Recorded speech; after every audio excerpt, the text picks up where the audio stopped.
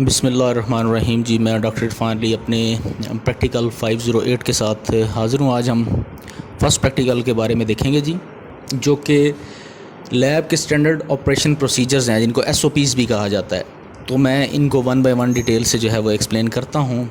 तो उसमें सबसे पहला जो SOP है वो है कि आपको जो मटेरियल लैब में यूज़ हो रहा हो उसके बारे में बहुत अच्छा नॉलेज होना चाहिए कि उसके पोटेंशियल हैज़र्ड्स क्या हैं और वो किस पर्पस के लिए यूज़ हो रहा है। इस मकसद के लिए जो आप मुख्तलिफ़ केमिकल्स हैं उनका MSDS एक शीट होती है जिसको हम मटेरियल सेफ्टी डेटा शीट भी कहते हैं। आप वो उसको डीपली स्टडी कर सकते हैं अपने सुपरवाइज़र के साथ डिस्कस करते हुए। लैब में कुछ सेफ्टी इक्विपमेंट्स होते हैं जैसे टेलीफोन्स, एमरजेंसी कॉल नंबर्स, इसी तरह से आई वाशेज़, इसी तरह से जो फायर के अलार्म्स हैं आग लगने के जो होते हैं, एमरजेंसी शावर्स हैं, उसके अलावा फायर एक्सटिंग्विशर्स हैं, इसके अलावा फ़र्स्ट एड किट्स हैं। ये सारे लैब में मौजूद होते हैं, लैब में मौजूद होने चाहिए।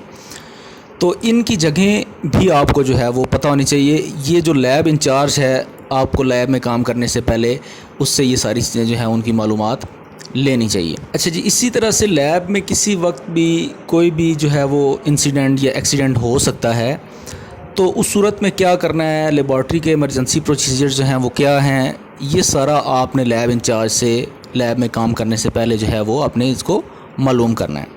लैब में काम करने से पहले जो उसकी ऑर्डर है लैब का, यानी जो चीज़ों के प्लेसमेंट है या चीज़ें जहाँ पे पड़ी होनी चाहिए उसको सेट कर लेना चाहिए। आपके जो एमरजेंसी एग्ज़िट्स हैं उनको क्लियर कर लेना चाहिए। इसी तरह से जो केमिकल वेस्ट हैं उनको साइड पे रखना चाहिए ताकि किसी भी बड़े हादसे से ना सिर्फ ये कि बचा जा सके बल्कि हादसे की सूरत में जल्दी से जो है वो लैब से एग्ज़िट भी हुआ जा सके। इसी तरह से जब आप लैब में काम कर रहे हो तो पॉइंट नंबर 5 जो आपको याद रखने वाला है वो ये है कि आपने जो सूटेबल प्रोटेक्शंस हैं वो पहन लेनी है। जैसे उसमें क्या क्या हो सकता है, जैसे lab coat, gloves, eye glasses and foot protection. ये आपको किसी भी बड़े हादसे से बचाते हैं, केमिकल के ऊपर गिरने से या केमिकल की वजह से जो प्रॉब्लम होता है उसकी वजह से ये आपको उसको बचाते हैं। पॉइंट नंबर 6 ये है कि ग्लव्स जो आप पहने वो इम्परमिएबल होने चाहिए, यानी ऐसे होने चाहिए जिसमें से कोई भी लिक्विड या सॉलिड जो है उनके क्रॉस ना हो सके। इसी तरह से जो आपने शूज़ पहने हुए हैं वो उनको होल फीट जो है आपका पूरा पाँव जो है उसको कवर करना चाहिए। फैशनेबल शूज़ या इसी तरह से जो आपकी सैंडल्स या इस तरह की चीज़ें कोशिश करें कि उसको यूज़ ना करें।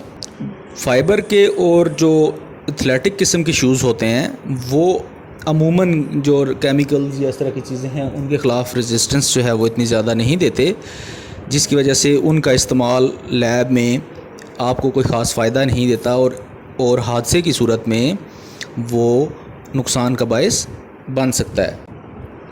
पॉइंट नंबर 8 ये है जी कि आप जब लैब में काम कर रहे हों तो आपकी स्लीव्स जो है वो रोल नहीं होनी चाहिए। इसी तरह से शॉर्ट्स जो है वो भी आप लैब में पहन के कोशिश करें कि काम ना करें। तो ये कुछ पॉइंट्स थे समें जो कि हम फर्स्ट प्रैक्टिकल में कवर करते हैं। सेकंड में हम इसके मज़ीद इसी को कंटिन्यू करेंगे कि लैब में काम करने के जो प्रोसीजर्स हैं वो कौन कौन से हैं।